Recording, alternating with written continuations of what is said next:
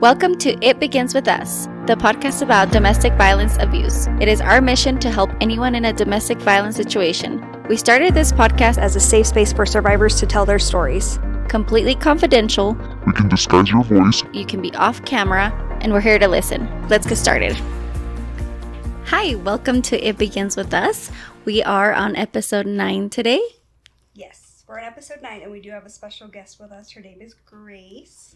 Yeah, we have changed her name for confidentiality reasons. So welcome, Grace. We're happy to have you today. So tell us a little bit about why you're here, about your relationship that you went through. How long ago were you in this relationship? I have been out of that relationship for 10 years now. Okay. We were together for 7 years of it. But I don't know what to talk about. I'm so sorry. You're okay. It's okay. So when did you guys meet? How old were you? So when we met, I was 16 and he was 24. Oh, wow. Wow. Yes. Very young. Yes. And so he had convinced me to sneak around because he knew it was not appropriate. Right. And me being young and naive and thinking that, holy cow, this he's got his life figured out person is interested in me. Mm-hmm. Right. And so it started a lot of other issues. Not even just with the relationship, but at 16 I was lying about where I was and sneaking around and, constantly saying that I was working or I was going to this friend's house or having sleepovers over here when in reality I'm spending it with somebody who's 8 years older than I am. Right. An adult. Yeah. An adult. Yeah. Wow. But we snuck around.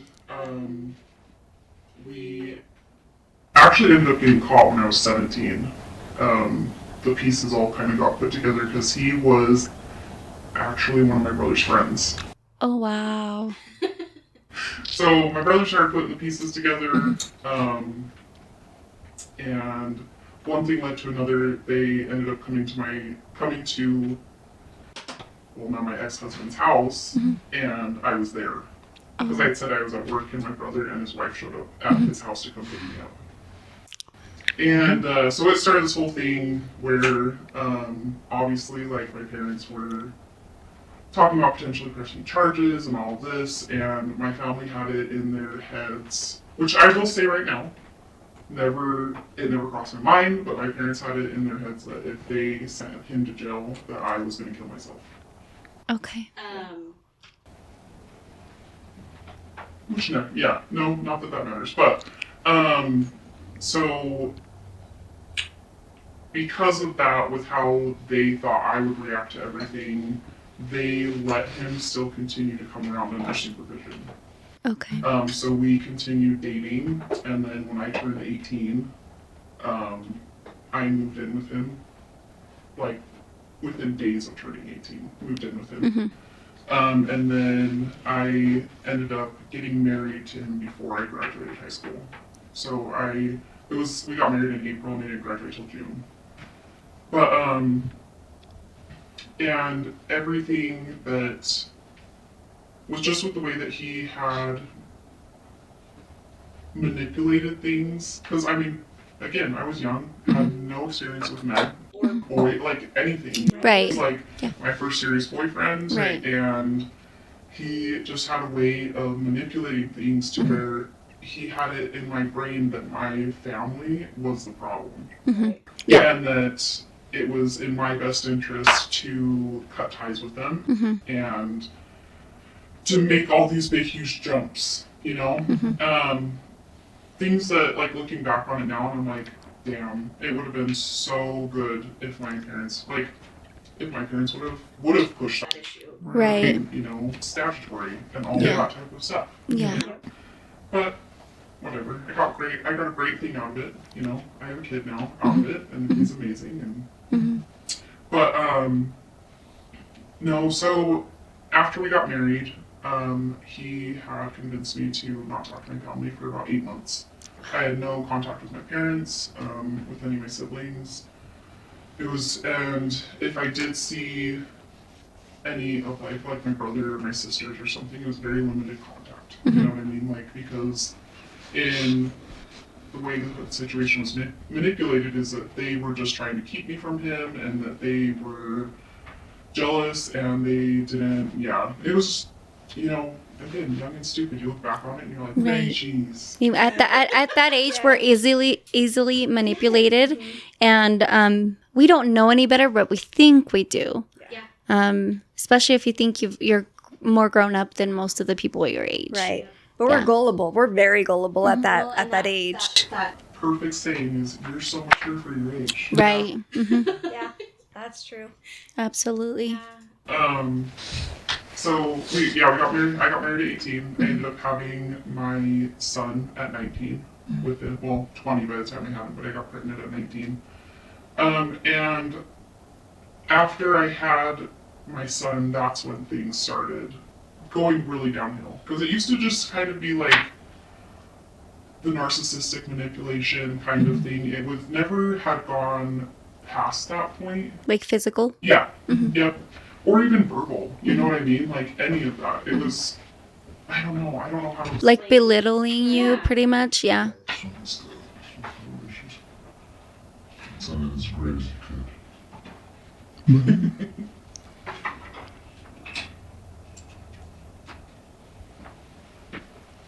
There you go. You should be good. Better? Okay. He says yes. Yeah, so there was no physical abuse at the moment. No. So after I had my son, I had a really, really hard labor and delivery with him, and it slowed the healing process down significantly to where I needed a lot of help postpartum. I labored with him, and we ended up in an emergency C-section, so like I had all of the trauma from trying to do a vaginal delivery, because we were at that point when they called it, to also having to recover from a C-section. Yeah. And my inability, obviously, because I just had a baby and surgery and all that stuff, but my inability to meet his needs just shifted the whole dynamic. So me needing help with like picking. Sorry. Okay. Yeah. Me needing help with baby care, like in the middle of the night, or asking him to go grab things for me, like that's when it started escalating to. He would repeatedly tell me that the entire situation we were in was my fault, that he never wanted kids, and that I forced him to have a kid, and that all our financial problems were now my fault, and our relationship problems were my fault. And so I became a different human at that point. I was very mean, like I had a very low opinion of myself. I had a very low opinion of my life and where I was at. And, but he also made it to where I did not think that people loved me enough to help me either. So I struggled through all the postpartum stuff with a partner who had no interest in being a dad or being a partner. Probably alone since he isolated you from family. Yep. Did not have anyone. I didn't have friends anymore because all of my friends that I had, because we were all significantly younger than him, he pushed away because they were high schoolers. Immature. They were immature, and rightfully so. We were 18. Right. And his friends that he still brought around saw him as his happy, funny person, because he had that switch that would flip, where everybody thought he was just this happy, go-lucky guy, whatever, long for the ride, chill, whatever. And then as soon as that door shut, it was a whole different mask got put on. Yeah. And it was a lot of verbal, mental abuse until until my son was about a year old. And that's when things started getting physical, because I had started getting to a point with the screaming and yelling and the intimidation. I would try and remove me and my son from the house. I would just load us up and we would leave and go to my sister's house or my parents' house. And they never knew what was going on. It was just a, hey, like, what are you guys up to, you know? And if no one was at their houses, like, we would just go drive around, go find something to do to try and remove and, I don't know, mentally talk myself out of what the problem was, you know, like, because it always would get turned to where I was sitting there thinking, like, this is what I need to do to fix this, and this is what I have done wrong, and Yeah. this is why he's mad at me. Right. And, but yeah, when my son was about a year old, it had escalated so far at one point, and it was like 2:00 in the morning. And he is just screaming and yelling at me and calling me every name under the sun. And I was like, well, like, we're leaving, you know? And I went to go walk to my son's room and open the door, and he grabbed me and threw me down the hallway and said, you're not taking my kid anywhere, you know? And he's like, you're welcome to leave. And I was like, I'm not leaving this house without him. Like, Right. especially after what you just did, you Right. know? And, like, adrenaline, man, like, it is a crazy thing. And, it didn't register the full extent because all that I was thinking was, holy shit, like, he just hurt me, Right. first off, and he's now blocking me from my baby's room. Yeah. You know, like, mama bear mode. Like, all I'm Exactly. thinking is, I need to get to him, you know, Right. like, get to my son. Yeah. And he, every time I tried going to the door, he would immediately grab me and just, like, throw me again. And so then I ran to my room and I called my dad. I was like, and, like, again, so freaking crazy, but, like, I called my dad and immediately started apologizing for bothering him, you know? And, saying, I'm really sorry, but I need your help to get me and Skylar out of the house. He's not letting us leave the house. He is like, we're fighting. I just need to, like, I need to go to your guys' house for the night. And, so my dad loads up and comes because my parents are absolutely the people that would drop everything for their kids. So my dad drives over. My husband at the time calls his dad, like, basically saying that my dad's gonna come and, like, kick his ass and stuff, which is not At all what was happening. not at all what was Yeah. happening. Yeah. And so my dad gets there, his dad gets there, we're all sitting in the living room, and he is telling my dad and his dad that I am making it all up. And that I have a drug and alcohol problem. And that I am, that he would not let me get to my son because he was concerned for my son's safety. And that, because I was under the influence and I could not drive my car. Which was not the case. Ever. But so I don't know, we sat there trying to figure out because my dad is like, he's fully prepared to just, like, load our stuff up and get us out. And, my husband and his dad are basically trying to say that we are just crazy. You know, that this is just escalated past the point of what is even reasonable. And, my husband's dad did not take it seriously until I said, am I supposed to just call the cops next time? Is that how I safely go about this? And he goes, well, we don't need to ruin anyone's life over a little argument. Wow. Okay. And so he, at that point, then he's like, well, my father-in-law loaded up his son and made him go stay at their house for the night. And my dad, he asked, like, what do you want to do? And I'm like, well, my son's asleep. I don't need to wake him up to do all of this. Like, all of this just seems again, it comes back to like, yeah, maybe I made a bigger deal out of this than I should have, you know? And the next day, I went over to my parents' house before my husband got home just to try and process a little bit more. And that's when I realized that I had bruises all over my arms from where he grabbed me. You could see the hand marks and the finger marks and everything from where he picked me up and chucked me, you know? And I remember showing my mom, and she asked me if I was sure that that was from him. And so again, that kind of Made you question yourself. made me question myself. I was like, well, maybe it wasn't, you know? Maybe I bumped it on something, or maybe, you know, then you just start playing through like, holy shit, maybe I did blow everything out of proportion Right. last night. So we went back and stayed and continued to deal with all of that, you know, because it only escalated further from there.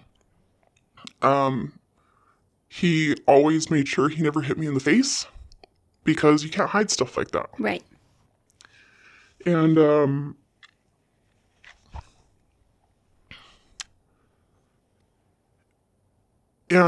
the worst part about it is that you continually think that it's your fault. Yeah. And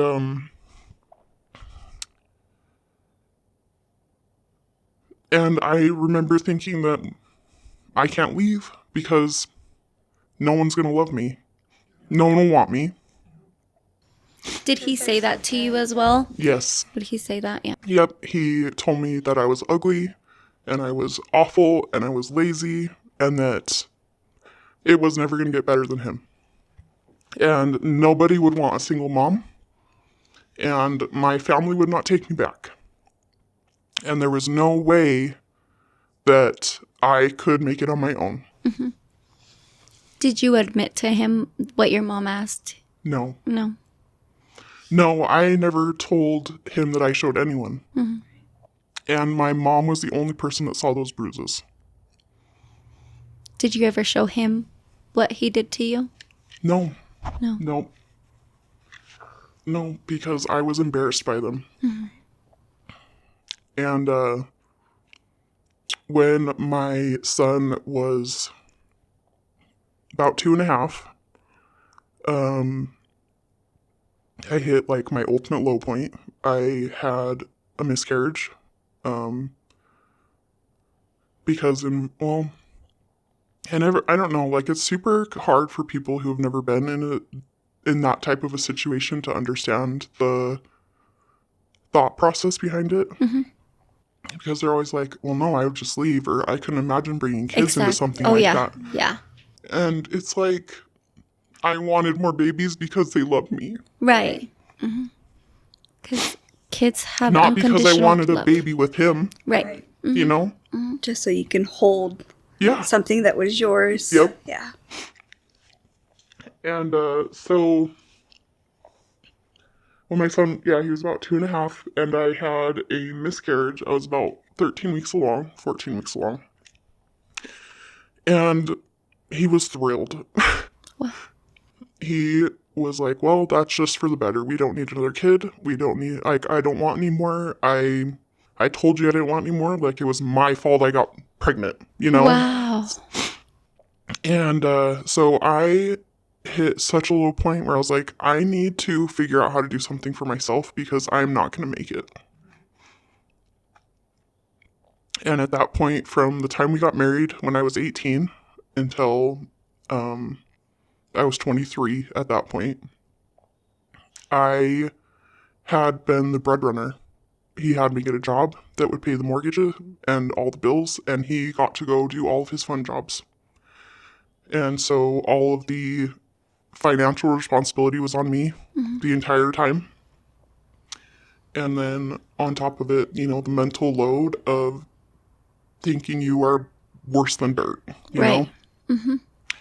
And so at that point, I was like, I need to figure out how to do something for myself. I need to find some way to make myself be fulfilled because I am not going to make it through this. Mm-hmm. And so I told him, I was like, I'm quitting my job, and I'm going to school. And I'm going to do something that I want to do. And he lost it. Like, it was a long night. So I ended up being that I kept my full-time job and I went to school full-time.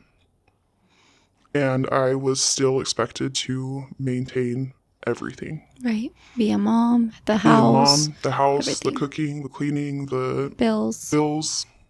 school, all of it. And I did that for about 7 months. And I just started doing stuff at my job to get fired. Because can't do anything if you get fired, you know? Because he would not let me quit my job and I was too scared to do it. Because I was scared of the repercussions of that. But I actually ended up not getting fired. They drug it out for so long. It's like when you actually want to lose your job, you know? Yeah. Yeah. But no, so it hit a point which obviously like I was exhausted. Like physically, mentally, emotionally, all of it. You were drained. I was drained. And so he came home one day and like if I wasn't at school, like or work, I was sleeping because I was so tired. Mm-hmm. And it made him so mad. If he came home and like me and my son were taking a nap together, it made him so mad. So he called our family doctor and made me a doctor's appointment and told them that they needed to prescribe me something because I was severely depressed and he was worried about my mental state.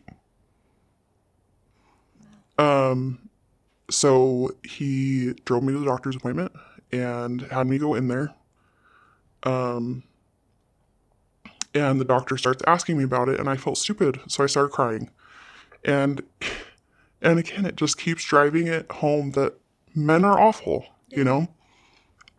Because it was a male doctor, same age as my husband, who was not asking me anything about what my mental state was or what was going on at home. Nothing. Just the fact that he asked me if I was depressed and I started crying, and so he prescribed me meds. Right. Didn't ask anything else. Mm-hmm. It's horrible. So like just continues to further isolate yourself, you know? Like maybe I am crazy. Maybe I am the problem, you know? Right.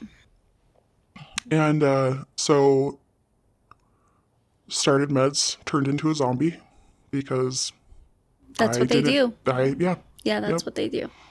Turned into a zombie, but I was the full-time working 50s wife that he wanted. I worked, he got to do his fun jobs, and I maintained everything. And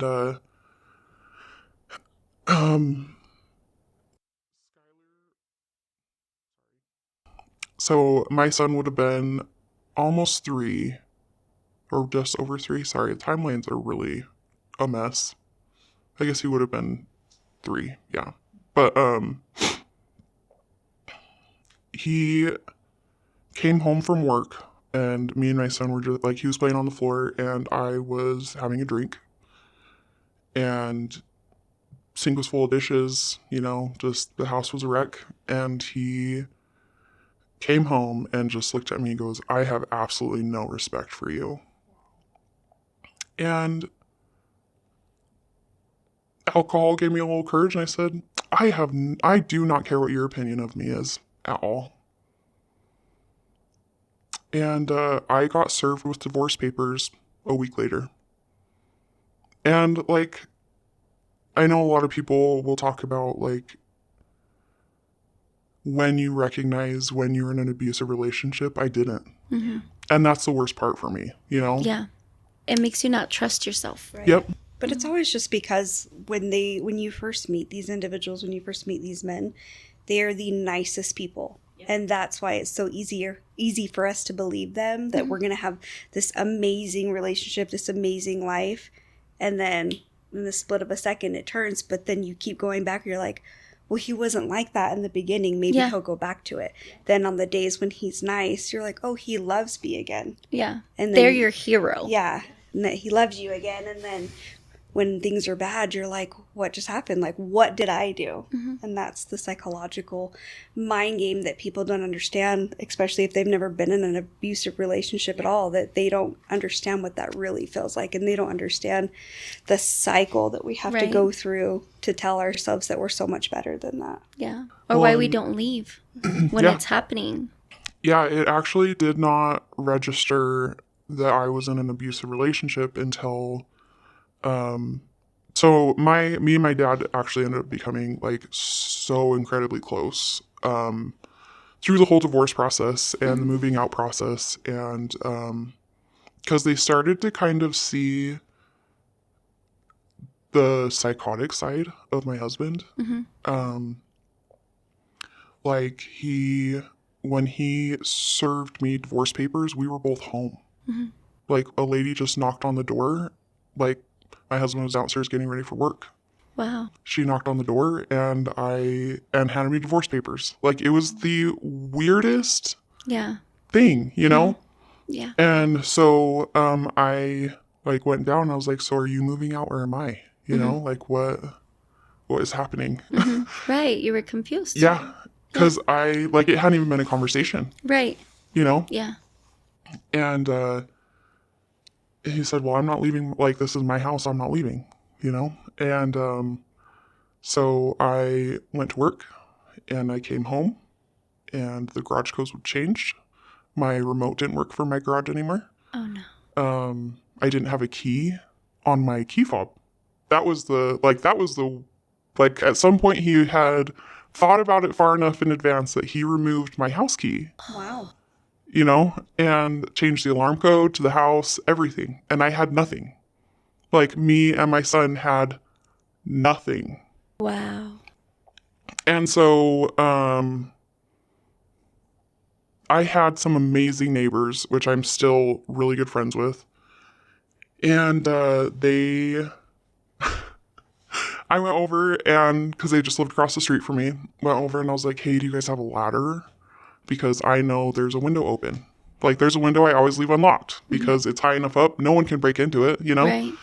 But, which they knew. They were like, some people you can just... Exactly. They know. Yeah. You know? So he went and got a ladder. My next door neighbor came because he was like this gangly, skinny guy and climbed through our kitchen window and broke into my house for me. And then, of course, because we didn't know the alarm code had changed at that point until the alarm's going off, so it rolls the police.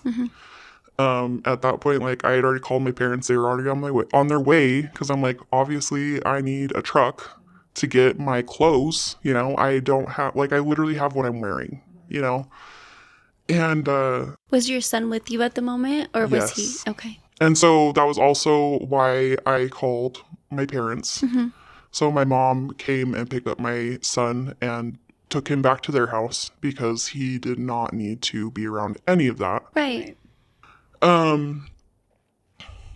Police show up, which I'm like, we are those neighbors, you know, like we are the...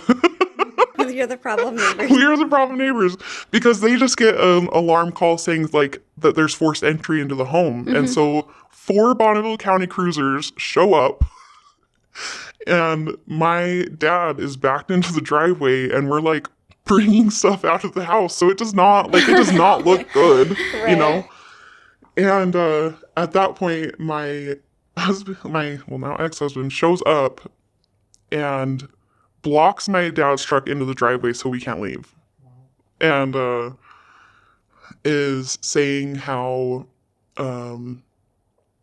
like he's yelling at the police officers saying that they need to disarm my dad because he conceal carries. Oh.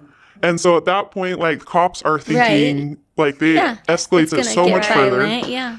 And which my dad was like, there's no way in hell I brought my gun. Like, I'm not stupid, you know? But talking about how, like, they need to disarm my dad, that he's scared for his life, that I have no right to be here, and that we're stealing, and just, it was, yeah. And so an officer comes and starts talking to me, and he's like, he's asking what's going on, and I'm telling him, and he's like, well, why did you need to bring your dad into this? Again, further escalating Yeah, the Right. yeah. men are awful. Was your name on the house? Or was it No. just under his? It was just under his. Okay. But a different police officer walked up because I'm obviously bawling at Right. this point. And I told him that I had to have my dad come because I was scared for my safety. And the officer said, if you've been scared for your safety, why didn't you call us sooner? So then again, yeah. And I just said, I don't know. And he said, then it's really hard to believe you. And so he walks off. He's talking to my husband, and a different officer comes up, and he's like, can you please just go and get whatever you and your son need for the next few days? He's like, he's not going to let you remove anything else from the home. And he said, legally, he can't keep you from the home because You're married. You're married. You have Right. a kid. You've lived here It's for a X amount of 50-50 time. state. Yeah. He said, but if you're saying you're not comfortable, you don't feel safe, he said, then I need you to just go grab what you need, and then you need to leave. So loaded up me and my son's stuff in a garbage sack because I didn't have time to grab anything else. And then me and my dad carried out a mattress because they didn't have one, you know, like, and he sat there and screamed and yelled at us for removing one of our 2 mattresses that we had in the house. Like, it wasn't like we were leaving him with nothing to sleep on either. But, because I had no right to take any of his property.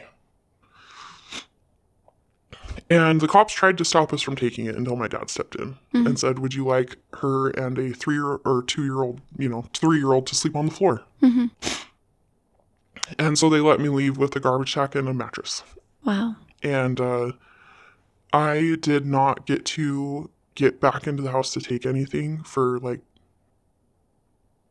was about a month before I could get him to put stuff in bags and let me take it from the front door.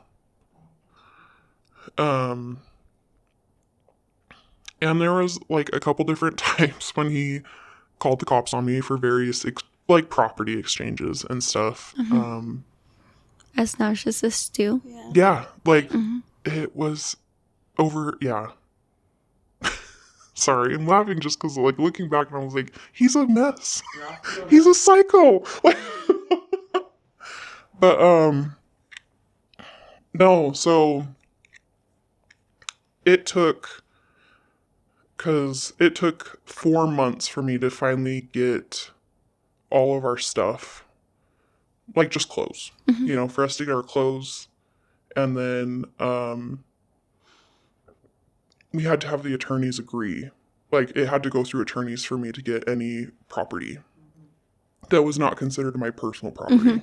Yeah. But, and then through the whole process, because my son is, like, he's a smart kid, and he always has been. And he would come back from his dad's house, because he was there every other weekend. He'd come back from his dad's house and tell me about how I took all of his dad's stuff, and that that his dad's house is empty now because I stole all of his stuff, and how I left him.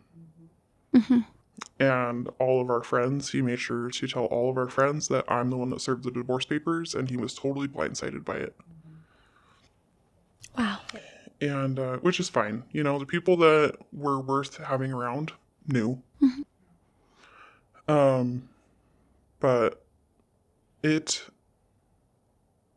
it didn't register that I was in an abusive relationship until my dad asked me, because it was probably 3 months into the divorce process when I don't even remember what happened, but I was just crying to him about like how much I missed my ex-husband. Really? Like, and that it was so hard for me to go about a normal day without wanting to interact with him. Mm-hmm. And my dad, like, he looked so sad. And he said, he's like, how did I let you become a battered wife? And it, like, clicked. You know, it was kind of like one of those holy shit moments. Yeah. You know, like, there's no way I'm not that. You know, Right. like, I'm not that. I've seen those. Like, you see those on movies. Right. I'm They not got that. purple eyes and, Yeah. yeah. Their husbands about kill them. You know, Right. that's what you see in the movies. I didn't ever do that. Right. And yeah, it took that for me to really start looking at what had been going on for 7 years and recognizing all of the narcissistic things and the manipulations and the things that I should never have been able to view as normal. And because there were so many times when my brother or my dad, like, I would say, well, what do you expect? He's a guy. And they would look at me and they're like, we wouldn't do that. Yeah. Like, he threw a party the weekend after he kicked us out, Wow. you know? And I was like, well, what do you expect? And my brother's like, if I just served my wife divorce papers, there's no way I would be having a party, you know? And, yeah, and it was a weird realization for that to happen, you know? And it took years before I was able to actually like have any interest in allowing another man back into my safe space, you know? Because in my brain, men were not to be trusted. Right. They would not have my best interests in mind, you know? And after the divorce and when I had finally started trying to date, like, they would do one thing that even triggered a resemblance to my ex-husband, and I was like, you're done. Like, there's Yeah. no way, you know? Yeah. And it could just be something that they said or the way that they held their face Right. Yeah. or something that would be so Insignificant. And just- yeah, to some yeah. people, like most, Right. it was so triggering for Right. something so insignificant where it was like, well, yeah, no, nope, you know, Yeah. no way. Yep. And so it was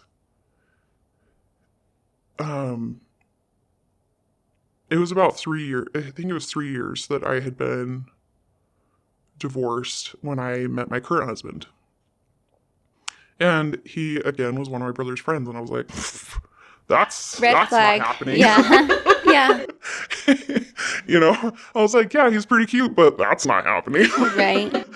And at that point, like, I was like, I had tried dating, you know, and I was like, I'm just not interested in men anymore. You know, I'm like, not saying that like I'm on the girl squad right now, but like I'm good. You know, I'm good on my own. I've got my shit figured out. Like, I don't need anybody. I'm happy. And he had my current husband. He worked out of state. So he was only around during the holidays, and because again, he was friends with my brother, we would go be at barbecues together and stuff, you know? And then, it actually took my dad telling me to let him take me on a date for me to accept finally, because he'd asked a couple times. And I was like, nope, sorry, like, that's a no-go zone. Like, we don't mess with the brother's friends. You don't even live in the state. Right. That's a definitely no. But no, me and my dad were talking, and he's like, yeah, you need to let that boy take you to dinner. He's super nice. You need to let him take you to dinner. And the craziest part is that there was not a single thing that he did that raised any red flags.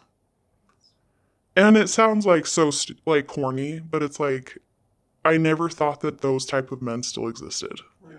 Like you can, and you know, I've had a couple friends who have gotten out of abusive relationships, and they kind of were in similar instances. Like some of After. them even not to where they were getting physically abused, but just the mental. You know, like people discredit that, and they shouldn't.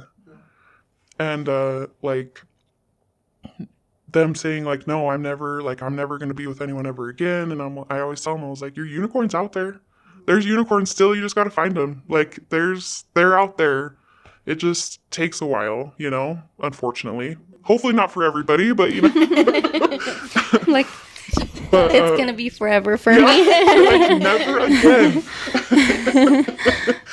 But, no, and there are still even, like, it's been a decade, and there are still things that will happen, and it is so incredibly triggering. Yep. Yeah. Even though, like, I feel like I've moved on, and I can talk to people about it, you know, like, when people start like, because with the job I used to have, it was very intimate setting. Like, they would share a lot of their, like, difficulties or, like, things that are weighing on them. They would share that type of stuff with me, you know? And it was, you know, so I would be like, yeah, you know, it happens and people don't talk about it. Right. It's this weird, like, it's this taboo Right. that you're not supposed to talk about stuff like that, and it needs to be talked about because people need to be able to recognize it. And it's not just women that are getting abused. Like one of my very good friends just got out of a 13-year relationship, and him talking to me about all of the stuff that's been going on, I'm like, dude, you've been in an abusive relationship for Yeah. 13 years. Yeah. Like, that's just, you know, and so he's talking to me about a lot of stuff through the whole divorce process because he's like, I just don't understand. And I'm like, you're trying to justify an unreasonable person. You know, Right. like you can't, they're manipulating it. And I'm sorry if I'm rambling. I just like, No. it's, This is what we like to talk about Yeah. because, yes. unless we talk about it and have self-awareness, Bring more awareness. Yeah. bring awareness to people. They don't know that it's not normal. They Yeah. don't know that it's not okay. Like the one thing that shocked me was with my first husband, how many times he would force me to have sex. And two, that it's a crime to be forced to have sex, even if it's your husband. Like, I didn't know that was a crime. I didn't know it wasn't okay. I didn't know that it was abuse. So to learn that, and it's just because talking about it, you know, it was brought up one day and I was in shock. I did not know that it was abuse. So a lot of women, like, I feel like they listen to our podcast and they're like, wow, I went through that. I didn't know that was abuse. Yeah, that's one that they don't, yeah. Yeah. Same with the financial abuse too. Yeah. Like I would always get yelled at if I were to go buy a coffee or if I were to get cookies from the vending machine, you know, or every little penny that was spent, I would always get in trouble for it. And I would always, you know, get accused of all these things. And a lot of people don't know about that financial abuse because they're like, oh, well, we're married, we share an account, or we've been together for so long and we share an account. Like, he has every right to say whatever it is about the money. And it's not true. Yeah. It is not true at all. Yeah. I didn't think that I was being financially abused because I was the one that made the money until years after I divorced, telling my friend, oh, I don't like Crystal Light because he would make me take it every day to work because I wasn't allowed to buy a Sobe or a soda at my work. And she's like, you weren't allowed to spend your own money? Yeah, the one thing that still I struggle with, so anytime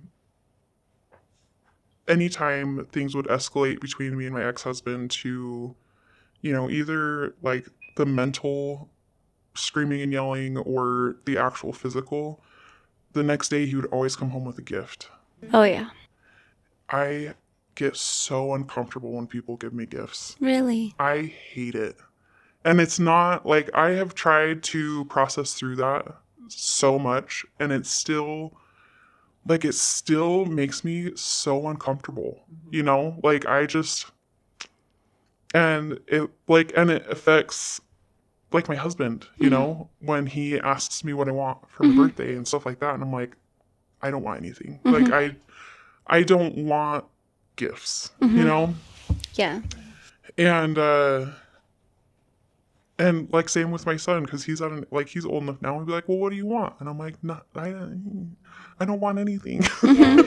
Yeah. Let me take a nap." Yeah. I think Angelica has mentioned that, like, she struggles with that same thing. Yes. Bouquets of flowers is a really, really big one, because right after I would get abused really bad, and I tried to buy, all these makeup products to try and cover the bruises on my neck or on my face, or, and your noticeable arms and stuff like that. And I didn't know anything about makeup because I wasn't allowed to wear any. And so for me to try and lie about that in front of customers, and then hours later you get this huge bouquet of flowers delivered to the store, and they're so in love with you, I can't wait to see you, blah blah blah, just thinking of you. Like, even accepting flowers from my husband now, like, it's hard because sometimes out of, like, without even thinking, I'm like, what did I do? Like, and I'll sometimes say it out loud, and he'll be like, nothing.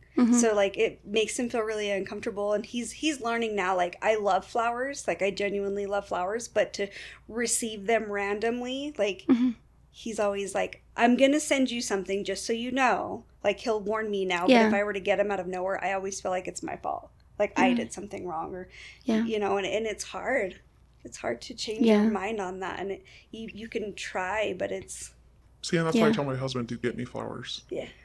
Because my ex-husband never did.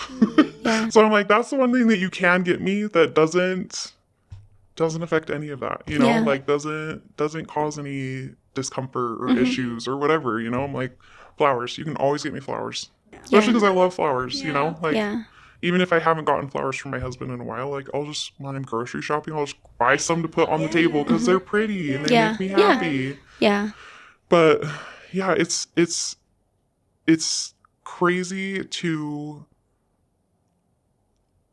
like, the after too that people don't talk about. Trying to relearn how to trust people and not bring that trauma into your new relationships.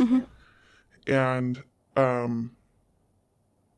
my current husband actually did not know who my abusive ex was until last summer. Oh, wow. Because I didn't want it to affect my son, because we still have to co-parent. And my husband is not somebody that will, like, he's not going to pretend to like you, and all that my husband had known is that I had an ex that used to push me around, is all that I said to him about it, and it only was brought up because he totally unintentionally, like, did something, and it triggered a fight or flight, and I chose to fight. And so I cried about it for so long because I felt like the biggest piece of shit, but I pushed my husband, But it was like with my ex-husband, when I would try and leave the room or situation to try and de-escalate it, he would do that, because he's quite a bit taller than me. He would do that, puff up his chest and block the doorways, And with my current husband, like, I was just having a hard day. I had really bad postpartum with my daughter. And I was I was upset and I was pissed off at him just because he was breathing. And I went to try and leave the kitchen, and he did that. But it was only because he was like, stop and talk to me, trying to process, but he did that block motion, and I snapped. and I shoved him hard, and then I ran, you know, like, and he was so upset that I pushed him, Yeah. you know, and I was upset that I pushed him. And that was, I mean, at that point, that was 2 years into our relationship Yeah. before he even knew that something like that had been. And I had to explain that to him, you know, I'm like, I Yeah. am really sorry, but I was so, like, it was Triggering. Yeah. so triggering, and I know that he would never Right. lay a hand on me, but Yeah. it was still just like that subconscious. Mhm. It was a shock. It was a shock, and it was a fight or flight, and it took a while after with my ex-husband, but I refused to ever be a victim of somebody again, ever. And so I chose to fight, and it shouldn't have even been a fight, but it did. And but yeah, so like he knows that that's something he cannot do Yeah. at all, because when my ex-husband would do that, it meant that I was getting hit. Right. And but yeah, my husband did not know that it was my ex-husband Wow. who was my abuser until last summer, and it was because he tried to my son's dad tried to say that my son had said that my current husband was pushing him around. And that set me off. It made me so mad. And especially because people that do know my current husband, like, there is not a violent bone in that guy's body. He is the most passive person. And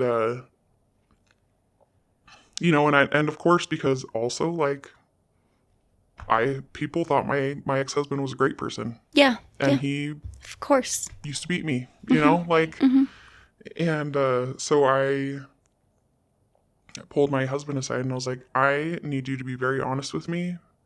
I need you to look me in the eye, and I need to know that you have not been hitting my kid, you know? And he got so upset I was even asking. He's like, absolutely not. Why? And I was like, well, because his dad is saying that you get mad at, like, the whole... He's saying that you get pissed off playing video games and you come up and you hit my son. Wow. Wild, I know. And he's like, absolutely not. You know, like, there's no way.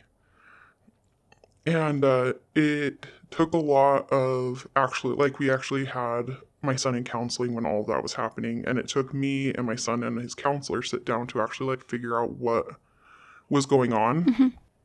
And because my son's dad did not call me saying that hey, I think your husband is, that there's a concern, he called the therapist. And the only reason that she did not launch a CPS investigation is because he used the word spanking, not hitting. And because in Idaho, you can spank your children. She even said that to me. The only reason that I did not get CPS involved immediately was because you can spank your kids in Idaho. And sitting down and talking with my son about it, it turns out that pissed off my son, and he was venting to his dad about being mad, and his dad continued to manipulate the conversation until he said that he hit him.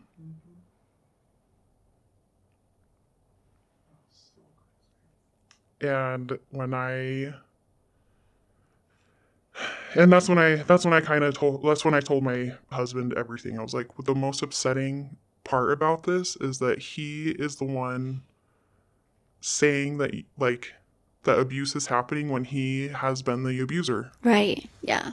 You know? And now, because I told my husband who had abused me, like, he does not interact with him at all anymore. He does not talk to him. He doesn't, like, if I'm working and he has to go pick up my son from his dad, it's a hi bye. You know, like, he's not trying to pick a fight. He's not, like, outright being rude, but Right. he is limiting their interaction as much as humanly possible. Parallel parenting is Yes. what I was told it's called. Parallel. Oh, I like that. Yeah. So instead of co-parenting, it's parallel parenting. Yep. So I have to do that with my kids' dad. Yeah. Not that we've, like, been, close or anything, but Yeah. it's just to avoid any escalations. Yeah. Yeah. Because things get turned around or twisted when you say something or Yep. when you're trying to just co-parent Yep. and the other person is just not in their mental state to do it. No. Yeah. Recently my son has been having problems with his dad. And because he's my little empath, like me and my sisters always joke around that he's got the old soul, like he's just a mature kid, he's more comfy hanging out with adults than kids his own age, Yeah. But he has started really struggling with his dad, and he's been wanting to spend less and less time with him, and it's so hard to not insert my own personal feelings into that. Yeah. Yeah. And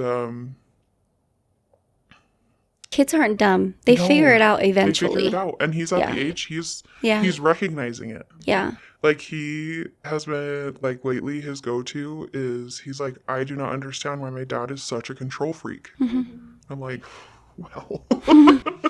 Yeah. Yeah. Yeah. And I'm like, I don't know, buddy. Like, what is he doing? Or how can I, and now with how far I've come, like, because at first, anything, like, when we first got divorced, anything that that his dad wanted or said was like final say, because I didn't want to fight it, because I was too scared to fight it. Yeah. And now it's like, no, fuck you, Yeah. Yeah. But like, and so it's a lot of it it's actually been over the last like 5 months now, that I have had to be the middleman for my son and his dad. And my son apologizes nonstop for it, which is also so sad. Yeah. And he's like, because all he keeps saying is that he doesn't want it to affect me and his dad's relationship. And it took a couple weeks ago when I finally was like, buddy, me and your dad don't have a relationship. I am nice to your dad because he's your dad. That is the only reason that I even talk to him. So if you need me to be the middleman to get him in line with you, I am more than happy to do that for you. Because that's my job as a parent, And he has had to be reminded that a couple times. Like, and I've told him, I was like, I'm not saying that to like try and sway you in any way, but it's like, there's a reason me and your dad are not together. I don't like your dad. I don't. Yeah. Yeah. So if you need me to be the bad guy, I can be the bad guy for you. It's okay. It's totally fine. Yeah, and it was, I don't know, it was also just, that petty side of me. Where I'm like, and I don't really believe it's a petty side, but it's justified. Yes. Yeah, it's like Yeah. Which, and at the same time, it made me so sad for my son to have to process it too. Absolutely. Because because it was like everything hit the fan in August last year, where he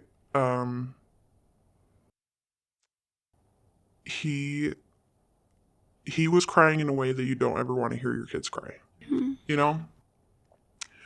Like the kind of crying that Mama Bear comes out and is ready to burn down the world for, and it was because of his dad. And so it's been a lot of trying to help my son process through that and not to take the blame and responsibility for his dad's actions and what his dad is doing. Right. Because my son has been so concerned about how his decisions are going to affect his dad's emotions. And it's been a constant, like, me telling him, I'm like, buddy, no one else's emotions matter right now but yours. Yeah. I'm like, and he's an adult. He should have figured it out a long time ago. Well, and that's what I told him. I'm like, you're worrying about an adult's feelings. You're a child. That is not your job. Your dad's emotions are your dad's problems, not yours. Just like mine are my problems, not yours. So, like, you tell me what you need. Stop worrying if it's going to hurt my feelings. Yeah. You know? And so when I've had to, which I've also made sure all of these conversations are in text because manipulators, you Yes. know? Yeah. So anytime those conversations have had to happen where it's like, hey, he's not coming to your house this weekend. He doesn't want to go, you know? And him just trying to say, well, I just don't understand where all this is coming from. And I have been really stepping up as a dad and I have been prioritizing our relationship. And Of course. Yeah. I'm like, sure you have, bud. Like, but it took him to finally start respecting his son's needs. It took me actually going and consulting an attorney about it and telling him that if he did not start prioritizing my son's needs, that I was fully prepared to go after custody, like full custody, because the things that my son was saying were scary. You know, like that his whole world was falling apart and that his dad doesn't love him and that his dad doesn't want to be around him anymore and that he doesn't know how to act around his dad to make him happy. You know? I know. And it sucks. Like, it's one thing to go through it yourself. It's another thing to have to help your children process it. Yes. Yeah. That's the hardest part is a lot of times I like blame myself and I'm like, it's one thing for me to have allowed that to happen to me, but to give my kids the father that I did, you know, like I'm in the process of going to go get my tubes tied so I never commit that crime again. I feel like it's a crime that I gave my kids a father like that. And there's so much worse out there. Like, Oh, yeah. I hear it all the time that I'm Yeah. like, well, at least my kid's dad isn't like that, you know? Yeah. But I just feel so awful for them because they're just such good kids. I'm like, why did I give them a dad like that? Yeah. Why wasn't I better? Why didn't I choose better? Yeah. And it hurts. It hurts for my kids are hurting. Yeah. Yeah. Yep. Yeah, that's what the struggle has been lately.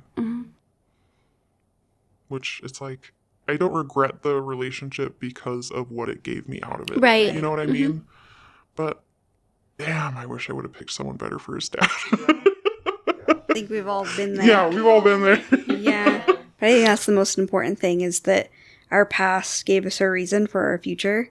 And you're doing a phenomenal job at showing your kids, despite all odds against you, like they can conquer the entire world. And don't ever second guess that because of what someone else did to you. Yeah.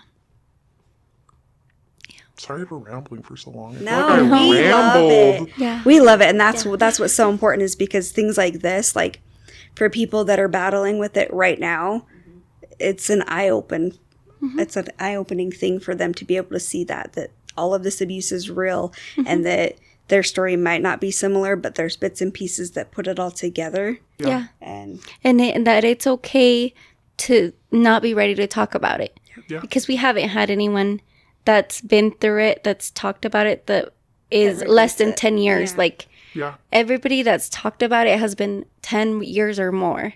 Because before that, like, they're not they're not ready. confident or they don't feel like it's okay to talk about it. Yeah. Yeah. And I know They're still scared. for me too, like it took a long time for me to talk about it. And it was because I was still worried about what he was going to think or what he was going to say. And even sometimes I'll text you and you're like, nope, he doesn't get that say anymore. Like sometimes you just need a good reminder. Yeah. Like go in. Yeah. Man, it feels good when you hit that point though. It does. It does. Yeah. Yeah. Yeah, and it's good. Sometimes the things that, like, we have to remember what happened to us so that we can stop it from happening again. Yeah. You know, you guys talked about, like, you receiving gifts, that it's a trigger for you guys. Yeah. Well, for me, like, my first husband, he would yeah, he would bring me gifts. He'd bring me flowers, but he also brought flowers to me when it was, like important dates. So I guess it wasn't just when he would do something bad. And then my second husband never got me any gifts. So the one time I dated somebody that gave me a very expensive gift after a fight we had, I was like, absolutely not. I will not take that. But I still love getting gifts, you know? Like, that's my love language. It's not like I like getting gifts. It's I love giving gifts. So when somebody gives me a gift, and it doesn't even have to be anything expensive or significant, even if you bring me a soda from the gas station or an ice cream, like that to me is like, oh, you love me, And so, yeah, it's a reminder that we need, like, why we go through things, I'm so glad that you were on our podcast today. Thanks for asking. Like, it was nice to talk about with Good. people that understand it too, Yeah, it's And- healing. Well, in driving over here, I actually called my little sister because I was like, I am like so anxious about this now. And she asked, I was like, oh yeah, that's cool, And then I'm driving and I'm like, what am I doing? Yes. But so I called her just to like talk my nerves down a little bit. And she's like, think about it. Somebody could listen to this and not recognize that they're in an abusive relationship, Or it might help them see that there's a light at the end of the tunnel, kind of a thing. You know what I mean? Like, there's hope after to have a better future. 'Cause, I mean, 10 years ago, if I would have thought I'd be where I am now, no way. No. No way. Yep. I wouldn't believe it either. Yeah, I actually just became like a stay-at-home mom. Wow. I swore that would never be a thing. I would never rely on a man for that. Yeah. It's different, huh? It's so It weird. took a lot for me to get used to. And I mean, we've been married for 6 years. It took 6 years for me to finally agree to it, but I did it finally. Yeah. that's what we love. What we're doing is just like everybody, has great feedback afterwards, and it is true. You give back so much hope for everybody else that's struggling so hard right now to try and understand how they're feeling or why they're feeling this way. I have a quote that I want to share that I was going to actually post on our page, and I haven't got around to it. But it has to do with this. It says, and once the storm is over, you won't remember how you made it through, how you managed to survive. You won't even be sure whether the storm is really over. But one thing is certain, when you come out of the storm, you won't be the same person who walked in. That's what this storm's all about. Yeah. It's a good one. I always reshare it because it's like, That's powerful. yeah. Yeah. It's a good reminder. Thank you so much for being on our Thank you, podcast. I appreciate it. It Begins With Us is supporting podcasts for 1614 Revival Foundation. Please leave us a 5-star rating and review wherever possible. That really helps the show reach more people. You can follow us on social media. The links are in the show notes. Do not hesitate to reach out. See you next time.